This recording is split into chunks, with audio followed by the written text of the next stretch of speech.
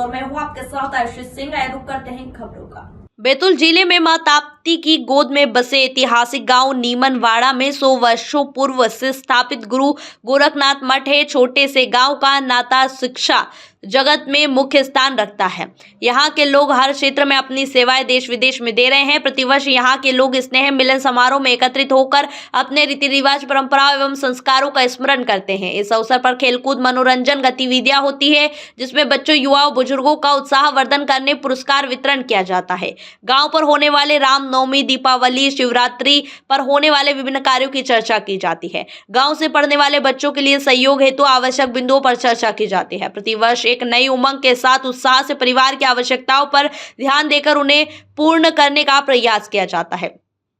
परिवार के वरिष्ठ श्री उदय राम जी धोटे, श्री श्रावण जी धोटे, श्री दीनानाथ जी धोटे, अजाबराव जी चड़ोकर, डॉक्टर खुशराज जी धोटे, युवा सदस्य श्री गणेश जी धोटे, सतीश जी धोटे, बंटी धोटे, राज बोहरपी एवं राजेश पाटनकर।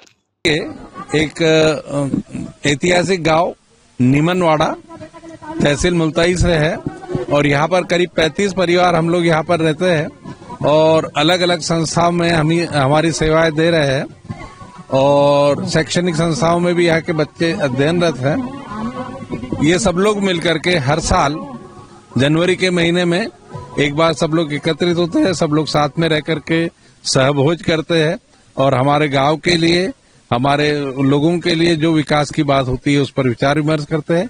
इस बार हमने हमारे गांव के परिवार के साथ ही हमारी बहन बेटियां जो है, जो भोपाल में ही निवास करती है, उनको भी सपरिवार आमंत्रित किया है और इससे हम लोग अलग अलग किसी से मिलना जुलना नहीं हो पाता है। एक साथ मिलकर के एक साथ यहाँ पर अच्छा अवसर होता है। कुछ खेलकूद गतिविधियां, सांस्कृतिक गतिविधियां भी होती है। इस प्रकार से हमारे गांव में 100 साल से भी पुराना मंदिर है गोरखनाथ महाराज का। हम ये सारी उनकी कृपा मानते हैं और उनके आशीर्वाद से हम सब लोग यहाँ पर एकत्रित हैं। बहुत बड़ी बात है, आपने समाज का नाम न लिखा है, गुरु महाराज जी का नाम, गुरु गोरखनाथ जी का नाम, परिवार का सदस्य बना लिया है। क्या वजह रही है? इसकी वजह ये है कि हमारे गांव का जो नाम है नीमनवाड़ा, नीम के पेड़ से वो शुरुआत हुआ है और जिस नीम के पेड़ के वहां से शुरुआत हुई है वहीं पर गोरखनाथ महाराज का मंदिर हुआ है। हमारे परिवार के ही एक जो बुजुर्ग रहे हैं उनके ऊपर गोरखनाथ महाराज की विशेष कृपा हुई है और उसका परिणाम ये है कि हमारे गांव में बहुत सारे वरदान हैं।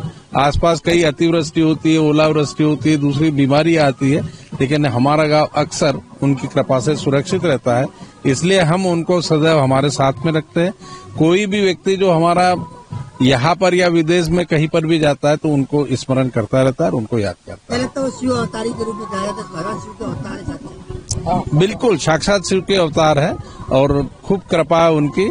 उसके बाद में दूसरी पीढ़ी के संत भी हुए हैं जिन्होंने नर्मदा नदी के किनारे गुवाड़िया आश्रम एक निर्मित किया है और नर्मदा जी के बीच धार में एक मंदिर बनाए। यदि कभी आप होशंगाबाद से आते जाते हैं तो पुराने ब्रिज से यदि आप होशंगाबाद से आते हैं तो उल्टे हाथ की तरफ और इधर भोपाल से होशंगाबाद जाते हो सीधे हाथ की तरफ बीच धारा में मंदिर बना हुआ है और उनको भी माँ नर्मदा की खूब कृपा थी, भगवान की बहुत कृपा थी। कहा जाता है उनका जन्म का इतिहास तो मिलता है लेकिन मरण का इतिहास नहीं मिलता, तो दलील में बिल्कुल उन्हीं का आशीर्वाद है जो हम सब लोग यहाँ पर एकत्रित है।